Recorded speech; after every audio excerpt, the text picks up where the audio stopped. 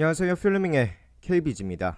작년 한 해 우리들의 눈을 즐겁게 해줬던 영화, 히어로 영화들이 범람하듯이 나왔습니다. 마블 영화만 해도 4개의 영화가 나왔죠. 데드풀 11호, 엑스맨 아포칼립스, 닥터 스트레인지까지 참 재미있는 히어로 영화들이었습니다. 그래서 오늘은 올해 나오는 마블 영화에 대해서 설명해보려고 합니다. 단 예고편이 공개돼서 대강의 이야기를 알 수 있고 이미 가시화된 정보로 추측해볼 수 있는 영화들만 선정해보려고 하는데요. 시작해보겠습니다. 3월 1일로 개봉 예정 중인 첫 번째 영화이죠. 폭스가 만든 울버린 시리즈의 마지막 편 로건입니다. 아주 특이하게도 엑스맨 시리즈 중 처음으로 19세 알등급의 영화입니다. 물론 처음은 아니죠. 데드풀이 있었으니까요.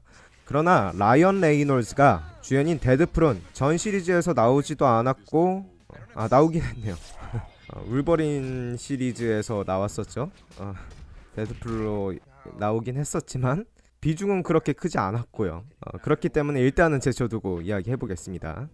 개인적으로는 울버린이라는 캐릭터가 마지막이 엑스맨 시리즈에서의 마지막이었으면 했었습니다. 왜냐하면 아시다시피 울버린 단독 영화들 이 2개가 나왔습니다만 지금까지 흥행이나 작품성에서 그렇게 크게 성공한 게 없었습니다.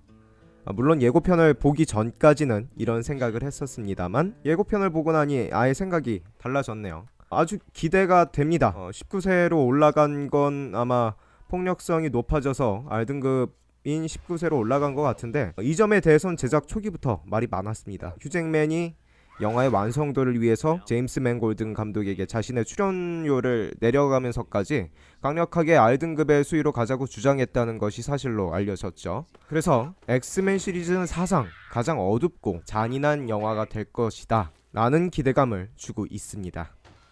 예고편을 보면 재밌게도 울버린과 비슷한 어린 여자아이가 나오는데요. 찰스와 울버린이 어린아이의 폭력성을 누르고 교육시키는 듯한 내용인 것 같습니다. 또한 설상가상 그들 앞에 닥친 적들을 늙은 두 노장이 물리쳐야 한다는 2가지 목표를 지닌 영화 같습니다.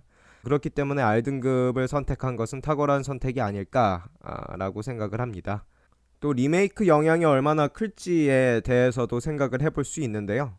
앞서 나온 시퀄 영화들은 대개 어떤 방향으로 어떻게 영화가 진행될 것인가에 대한 예측이 어렴풋하게 가능했습니다. 하지만 거의 예측이 불가능하다 라고 말하는 게 맞을 것 같은데요. 물론 3월 1일날 나오는 로건과 비슷한 줄거리를 갖고 있는 만화 원작이 있습니다만 아이템과 간략한 배경 이 정도만 따왔다고 생각하시면 될 것 같습니다. 이렇게 함부로 예측할 수 없게끔 만든 큰 요인은 바로 엑스맨 데이즈 오브 퓨처 패스트 때문이죠. 새롭게 리부트되면서 엑스맨 시리즈가 그동안 싸웠던 역사들을 뒤바꿔 나왔으니까요.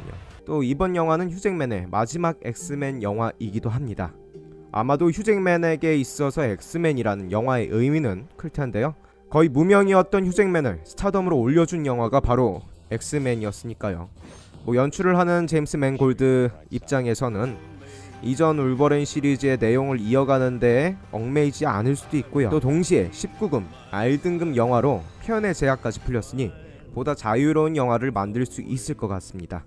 감히 예측해보건대 엑스맨 영화 중 최고의 영화가 되지 않을까 라는 생각을 한번 해봅니다. 네, 다음 영화는 5월 개봉 예정 중인 가디언즈 오브 갤럭시 2입니다. 제게 마블 영화 중 가장 재밌었던 영화들을 꼽아봐라 라고 하시면 고민 없이 꼽을 수 있는 영화 중 하나입니다. 가장 독특했던 거는 캐릭터의 앙상블도 앙상블이지만 자칫 주류해줄 수 있고 또 진부하게 보일 수 있는 70년대 80년대 팝 음악을 사용했다는 점이죠.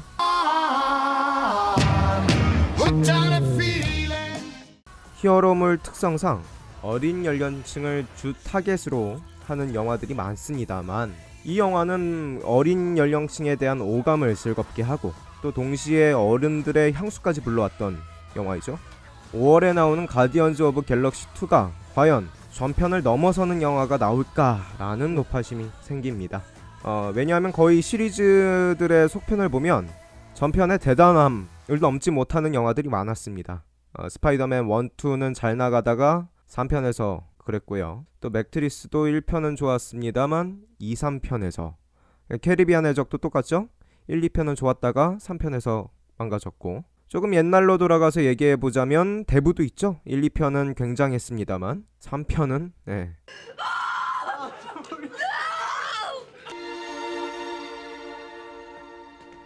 우리나라도 예외는 없습니다. 친구도 있죠. 친구 1편은 좋았습니다만 2편은 비슷한 경우라고 생각하시면 될 것 같습니다.